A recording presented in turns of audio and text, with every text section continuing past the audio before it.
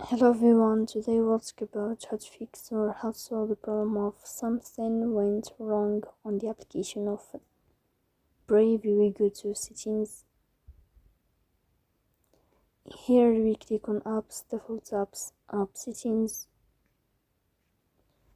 On above we will search about Brave app. Then we click on first app and we click OK. Here you will enter to the window of storage. Then we click on clear cache. But pay attention, don't click clear data because that can delete your account. Here we go to Play Store. You will search about the application of Brave. Then you can uninstall your app and you can install it again. So please don't forget to support us, bell icon, subscribe.